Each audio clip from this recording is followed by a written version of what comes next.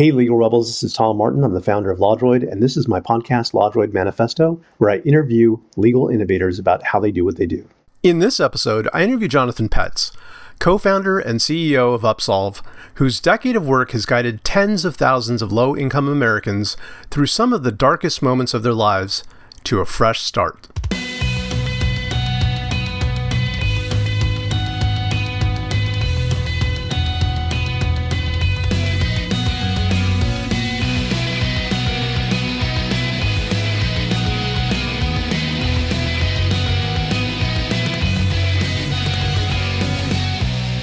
Welcome to the LawDroid Manifesto podcast. I'm Tom Martin, your host.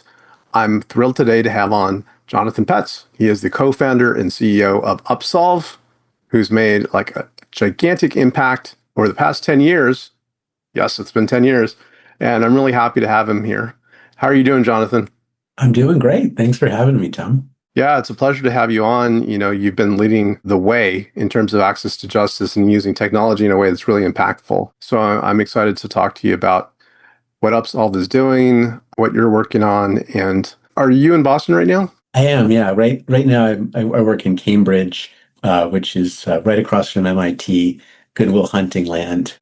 Yeah, and actually, I'm going to be out there next week. Oh, cool. We should meet up for a coffee. I would love that. So I want to ask, currently with Upsolve, I know one of the latest initiatives is an AI paralegal. Is that right? That's what we call it. I can give you some context. We have this tool, which is basically TurboTax for bankruptcy for low-income folks who can't afford lawyers. We have 56,000 people each year who start this tool and don't get to the end of it. And part of the reason is because they can't get the support they need. We have 3 paralegals who are supporting these 56,000 people, in addition to the 6,000 that do use the tool and do successfully get a fresh start. As you can imagine, that's a lot for any paralegal to handle when you start talking about tens of thousands of people. We asked ourselves, like, generative AI is exciting, it's growing really fast.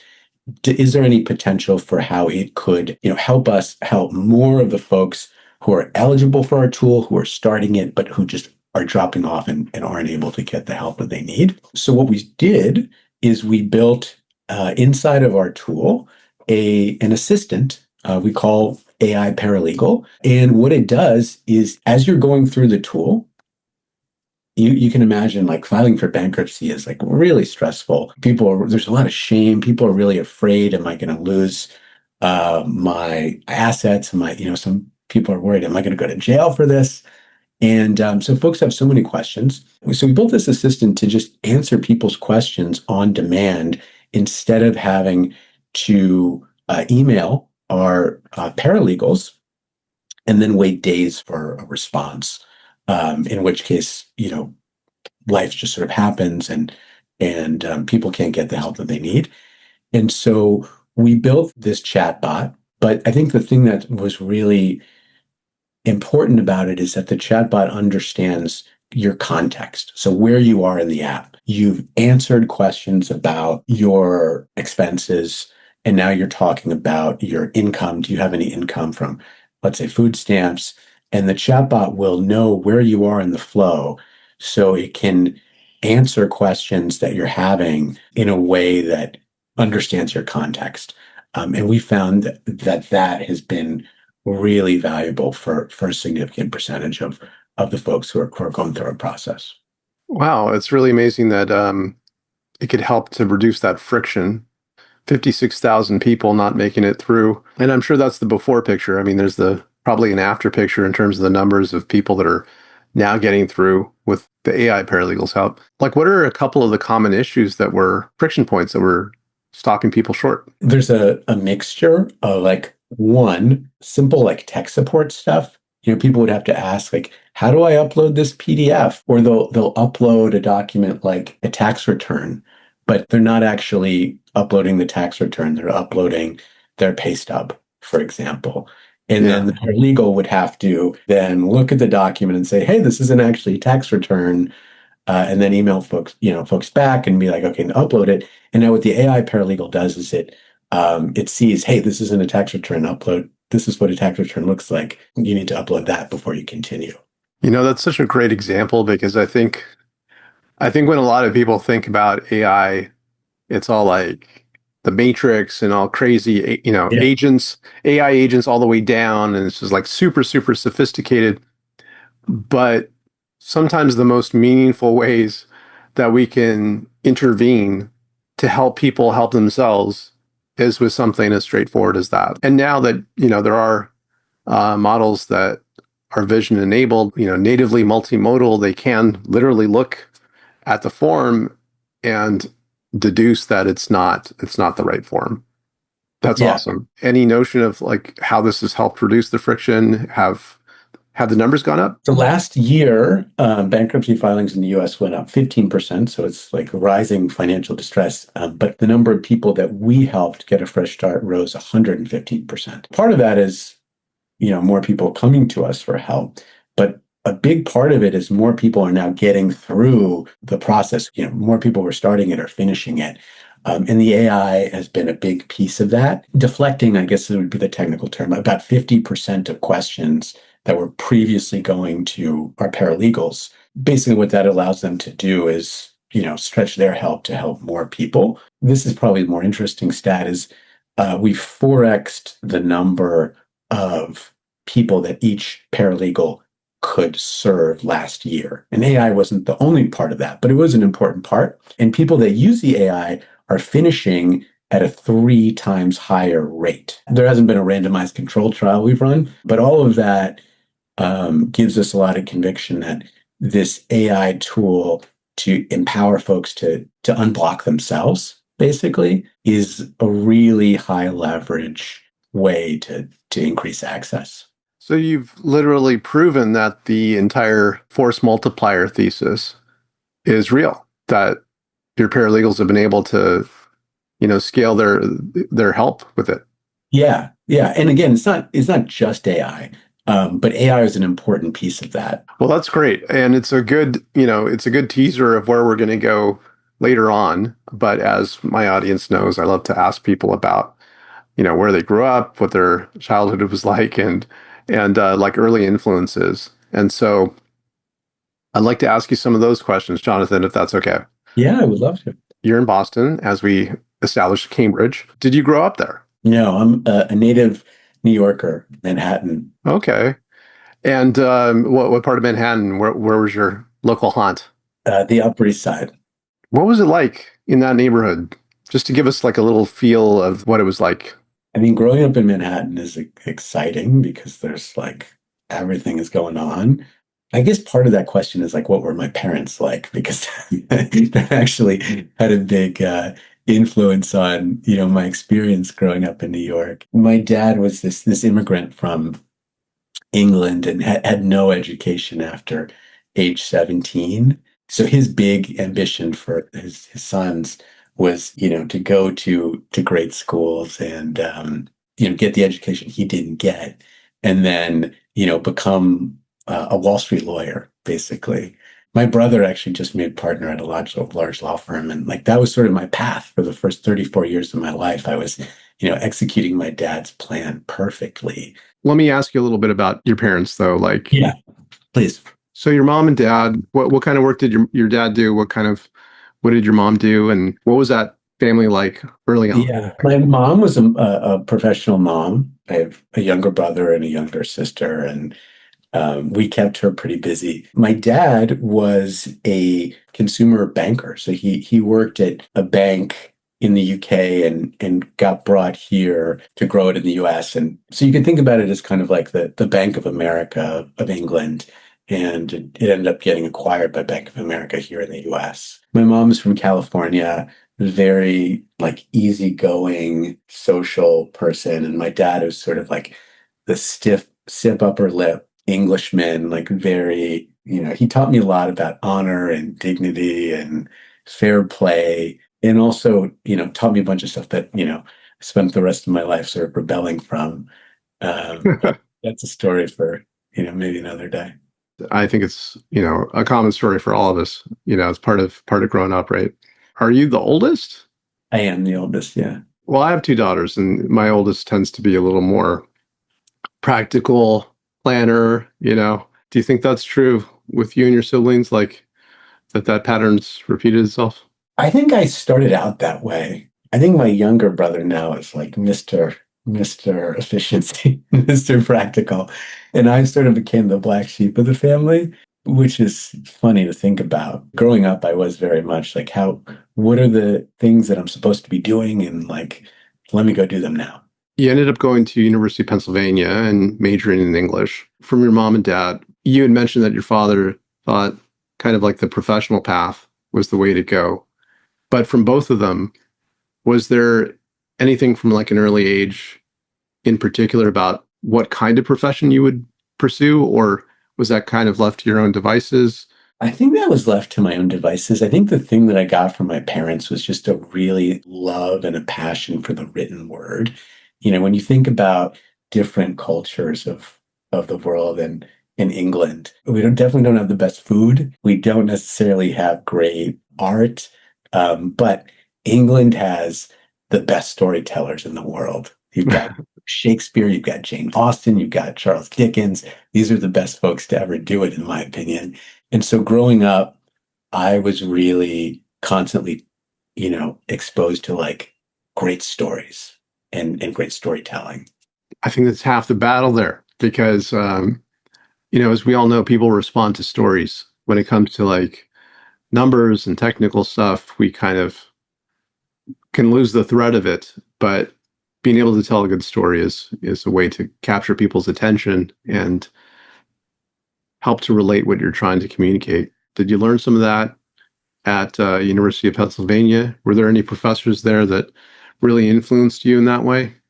Wow, that is something. I mean, so I was an English major, so I read a lot of stories. Yeah. I think I had one professor who was it was a course about Greek tragedy. I think I was like forced to take this course, and it was so foreign to me, like this idea that and so old and scripted and unapproachable.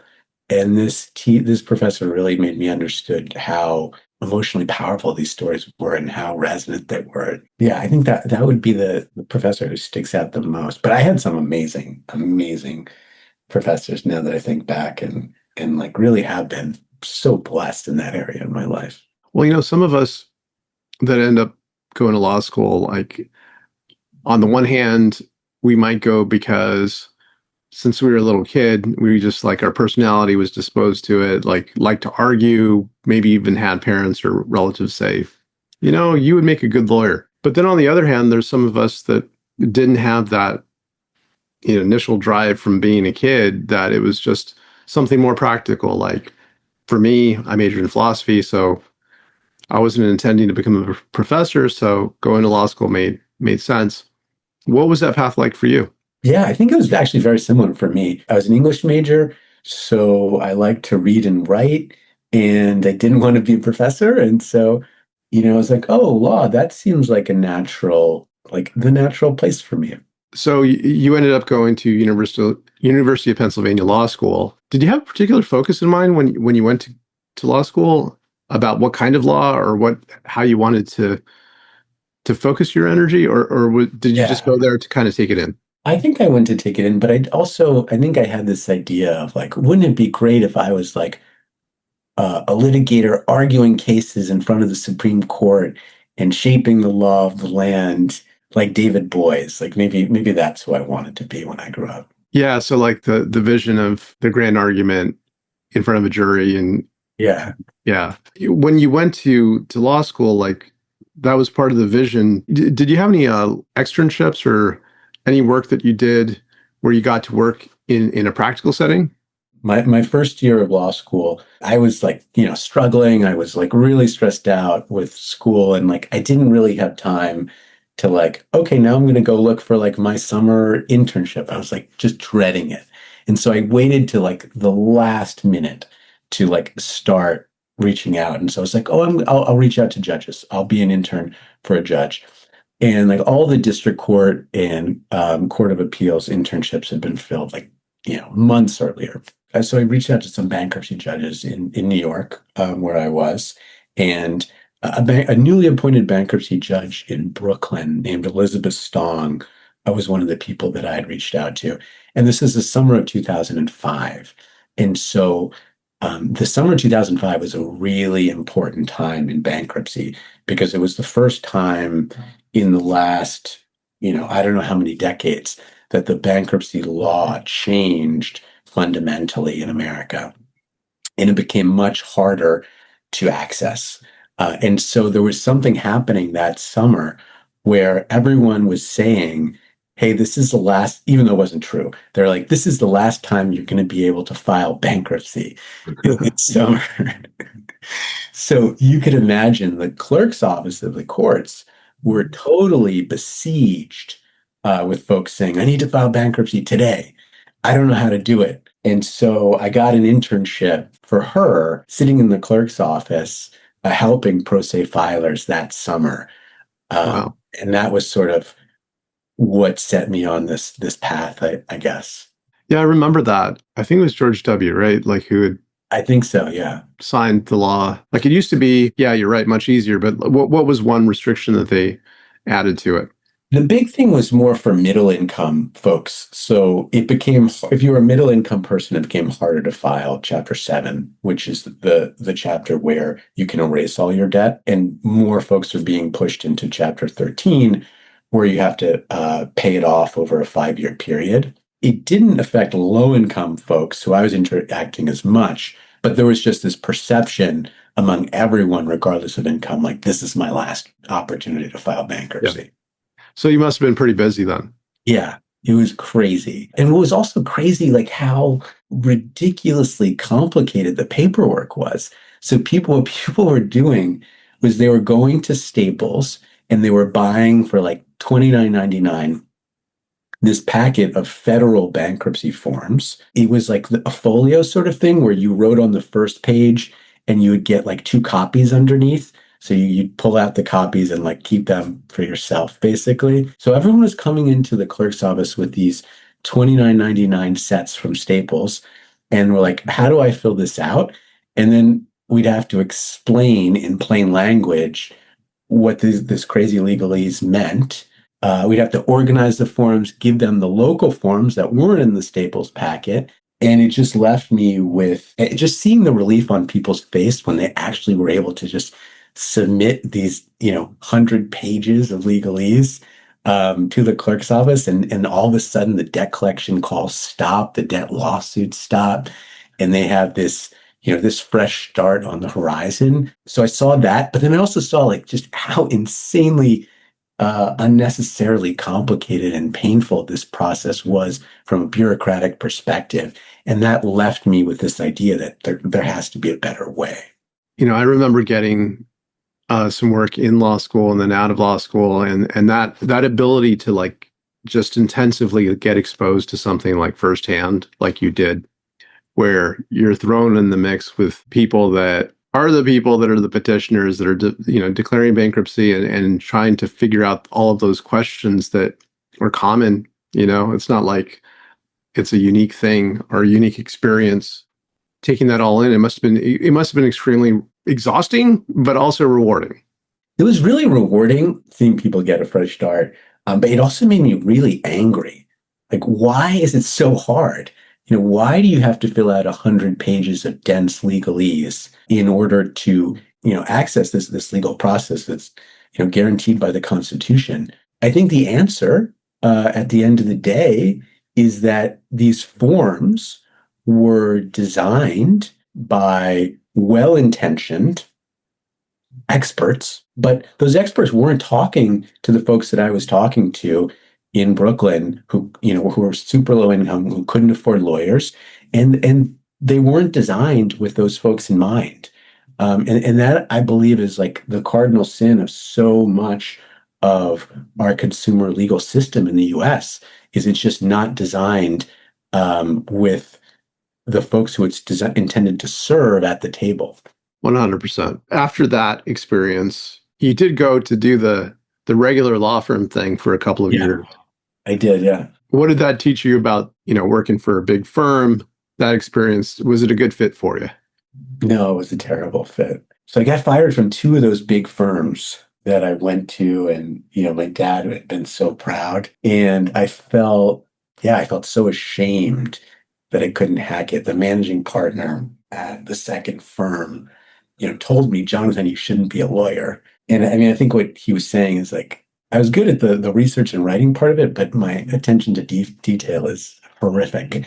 And that's, as it turns out, that's an important thing to be a lawyer, to be a good one. I came to faith as a Christian during this period and, was just praying like, God, where are you leading me? And, God made it really clear he was not like, my path was not in big law. Well, certainly there are different types of lawyers, especially now, 10 years after the fact, from then. There's many more opportunities. And I think, you have been a bit of a pioneer in piecing together those different ways of developing it on your own, like a different way of being a lawyer. And I think it's a really great thing for law students that are coming out now. They have many more options than we did back in the day. Amen. That is a great thing to be coming out of law school now. The step after that was Upsolve. Like we mentioned at the top, it's been 10 years now. How did you meet your co-founder? Like, how did that come together? Yeah, it's a wild story. So that judge, after I had gotten fired from the second law firm, my mom said something which actually was really pivotal for me. My entire identity was being this corporate lawyer, which I was told that I was terrible at. So I had so low confidence. And what she told me was, when you have no confidence, the thing to do is to find someone you can serve, because service connects you with everything you have to give, and that builds confidence. And so I asked myself, okay, like, who have I made an impact on in the last few years? And immediately the answer was the pro bono bankruptcy cases that I had done. I had helped a woman named Keisha in Brooklyn. She had gotten in a car accident, lost her job. She was, I think, $40,000 in medical debt. And I helped her get a fresh start. She called me back a year later and was like this big success story. And she actually called herself Keisha 2.0 because she had this vision of what was possible for her future. And so I was like, okay, I definitely made an impact on Keisha. What would it take to help more folks like Keisha? I can't be a pro bono lawyer for everyone. I reached out to the judge who I'd interned for in Brooklyn, and I was like, Judge, I'm interested in doing this like kind of nonprofit TurboTax for bankruptcy, maybe. And I don't really know what it is. She's like, okay, I'm having this pro bono lunch next week at the court in Brooklyn. Just stop by. And so I did. The first person in the lunchroom was Rohan Pavluri, who at the time was a sophomore undergrad at Harvard. And I asked him, hey, what are you doing? What are you here for? And he's like, oh, I'm building a nonprofit TurboTax for bankruptcy. So I was like, wow. And believe it or not, Rohan was like a tech person and like could actually understand. I just brought the legal understanding and like having done this as a pro bono lawyer. But we just started in his co-working spot the next day. And he was like, we're going to make a spreadsheet and we're going to put all these crazy legalese questions in column 1. And then we're going to put like how to say it in plain language and like the branching logic outside of that in column 2 and 3. And I was like, okay, this seems like a terrible idea, but I don't have anything else better to do. And so we started like that. And then we were basically a brick and mortar legal aid agency in Brooklyn. So I was just volunteering to like help low income Brooklynites, and they'd come to our office and we put the questions in the spreadsheet into basically a type form, like a Google form. Yeah. And then we would just sit there and just watch them answer it. And then manually, this was the most painful part, Tom. We'd take all of their answers and then we'd manually type it into the 90-page PDF. Oh, wow. And we'd have to print that out and, help them go down the street to file it. Yeah, I'm so grateful to be, to be out of that phase of Upsolve. Yeah, that is not the scaling solution. Yeah. Yeah. Although, Paul Graham, the person who started Y Combinator, has this mantra that was really influential for us at starting. It's like, when you're starting, do things that don't scale, because then you can really see what the pain points are and understand them and understand where the scalable solution would be. Exactly. You got to know what you're doing first. Yeah. Yeah, there was no better way than how you started, right in the thick of it.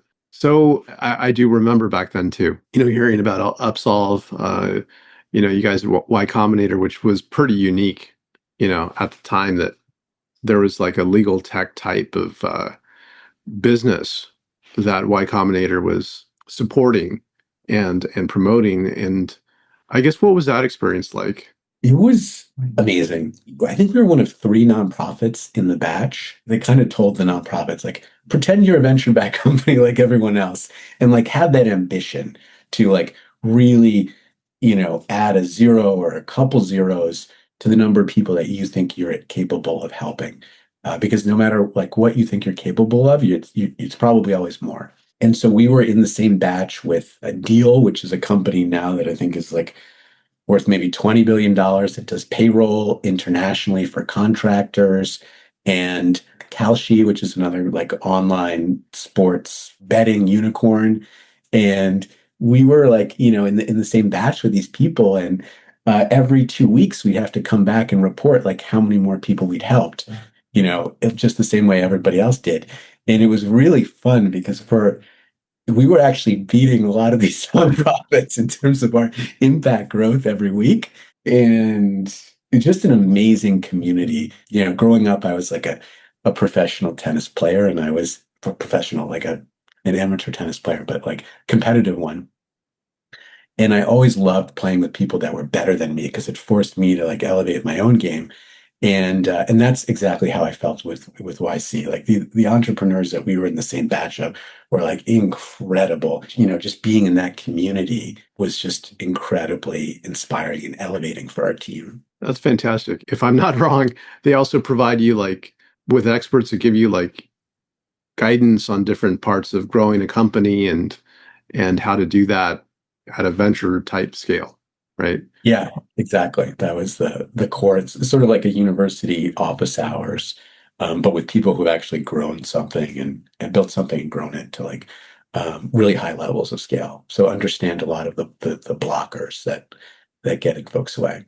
Well, it seems now with vibe coding, with the ability of people that are domain experts to take that and also unlock the ability to scale it up, given the easier access to programming via AI. There are many more people interested in expanding access to justice, which is a wonderful thing because we know that we've gone to countless conferences where the 92% of people that don't get served has been repeated over and over, and there hasn't really been a tool or some way to bridge that gap. And it seems like things are coming together right now. Yeah.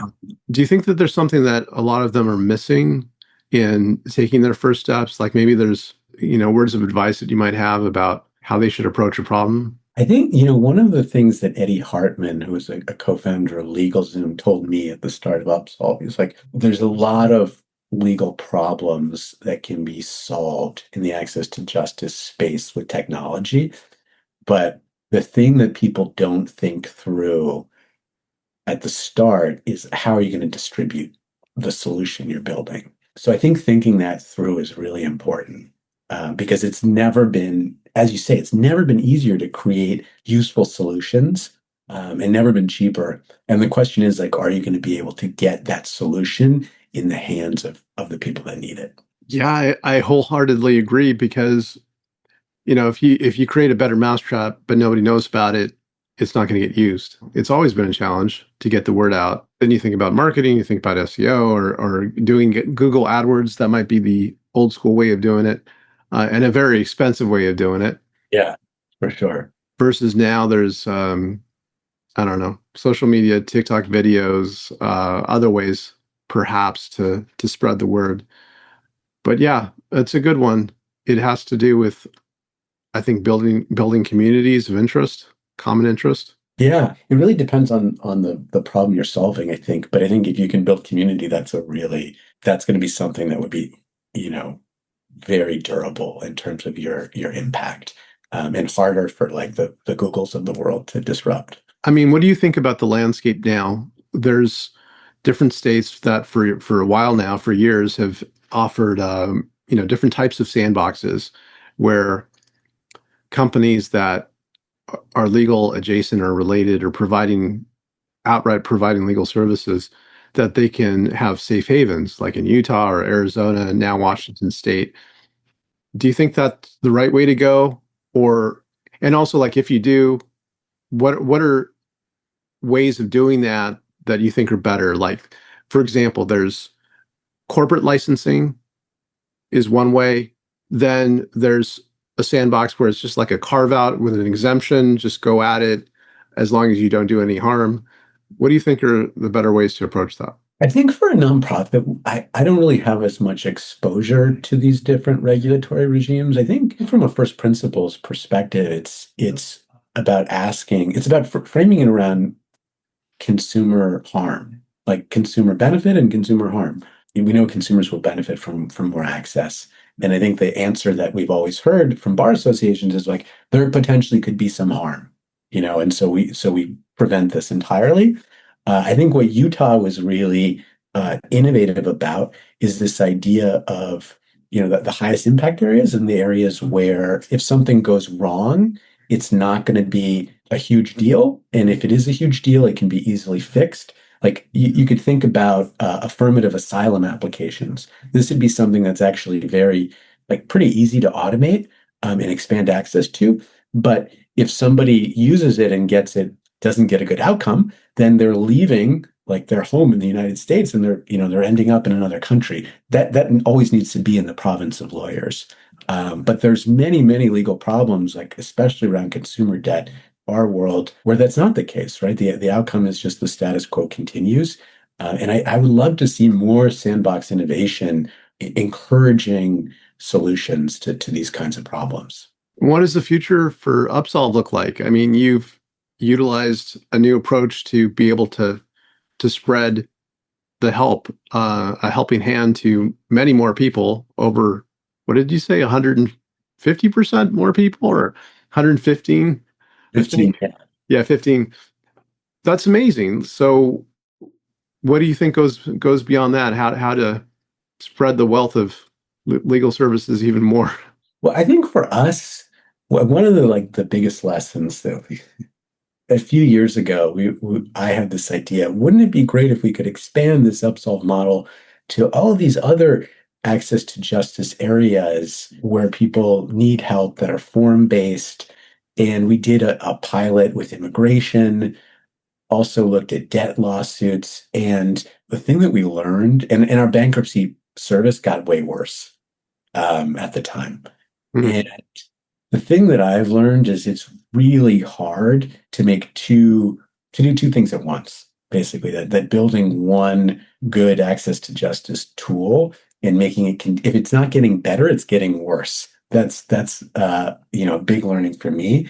And so we're constantly focused on how can we make it better every year and just reach more and more people to help them get a fresh start, and then maybe more just share the learnings that we've had from some of those failures so that folks can take them in other domains. Well, that sounds like really good advice.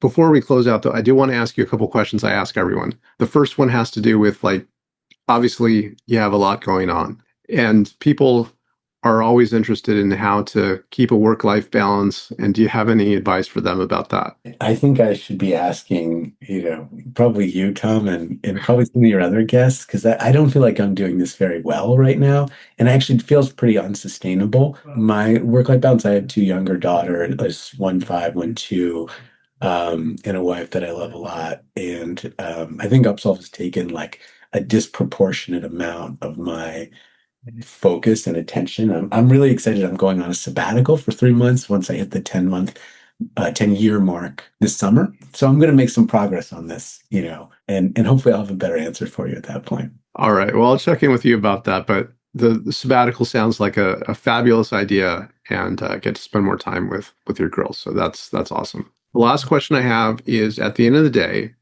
after doing all of these different things, what makes it worthwhile for you? I think there's two things. One is the people that I get to work with, because our mission it's not something that a lot of the world really understands, like bankruptcy, a fresh start actually being a good thing. But the people who do understand it know the difference that it makes in the life of a low income family. And so I get to work with some like really talented people that are really mission driven. I look around and I'm like, I need to step my game up just to keep up with, the rest of the people on the team. And that's inspiring. And I get so much energy from that. The other thing is our work is totally digital. So I don't really get to meet any of the people that are using our tool. But every day or every other day, I'll wake up to a new Google review to someone who I've never met in, who knows what part of the country, that talks about how Upsolve guided them through one of the darkest times of their life to a better future.